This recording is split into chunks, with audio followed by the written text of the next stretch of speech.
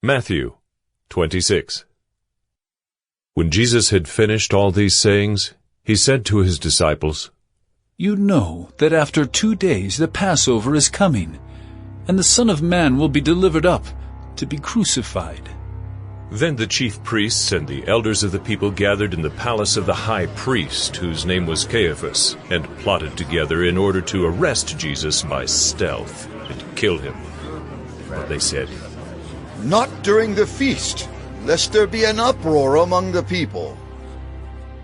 Now when Jesus was at Bethany in the house of Simon the leper, a woman came up to him with an alabaster flask of very expensive ointment, and she poured it on his head as he reclined at table.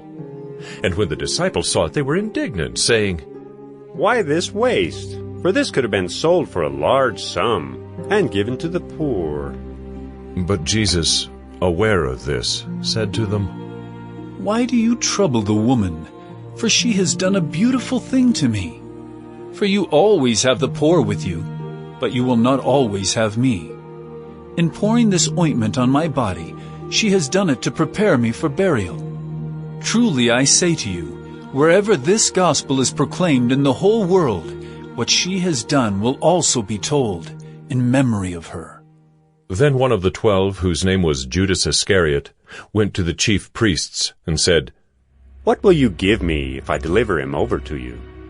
And they paid him 30 pieces of silver, and from that moment he sought an opportunity to betray him.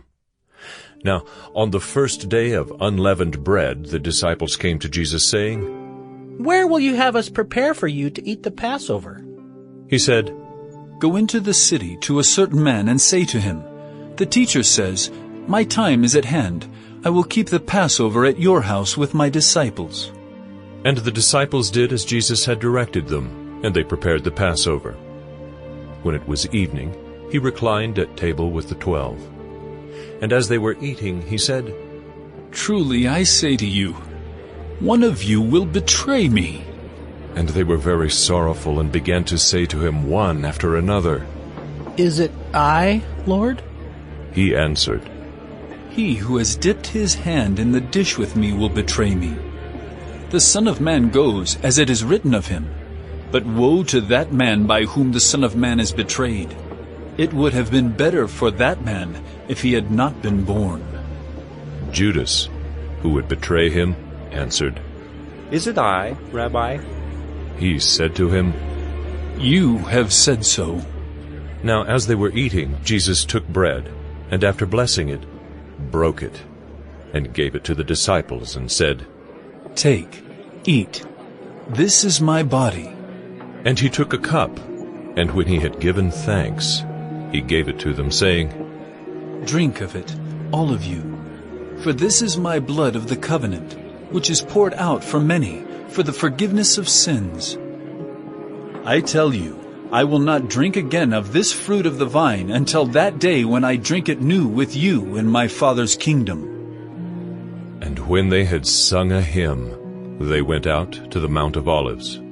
Then Jesus said to them, "You will all fall away because of me this night, for it is written, I will strike the shepherd, and the sheep of the flock will be scattered. But after I am raised up, I will go before you to Galilee."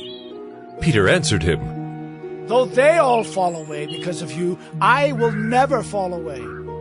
Jesus said to him, "Truly I tell you, this very night before the rooster crows, you will deny me 3 times. Peter said to him, "Even if I must die with you, I will not deny you." And all the disciples said the same. Then Jesus went with them to a place called Gethsemane, and he said to his disciples, "Sit here while I go over there and pray." And taking with him Peter and the 2 sons of Zebedee, he began to be sorrowful and troubled. Then he said to them, "My soul is very sorrowful, even to death. Remain here and watch with me." And going a little farther, he fell on his face and prayed, saying, "My Father, if it be possible, let this cup pass from me. Nevertheless, not as I will, but as you will." And he came to the disciples and found them sleeping. And he said to Peter, So could you not watch with me 1 hour? Watch and pray that you may not enter into temptation. The spirit indeed is willing, but the flesh is weak.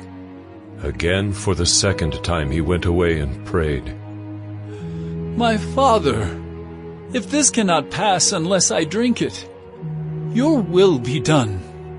And again he came and found them sleeping, for their eyes were heavy.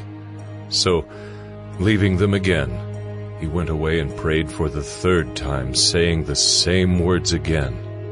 Then he came to the disciples and said to them, Sleep and take your rest later on.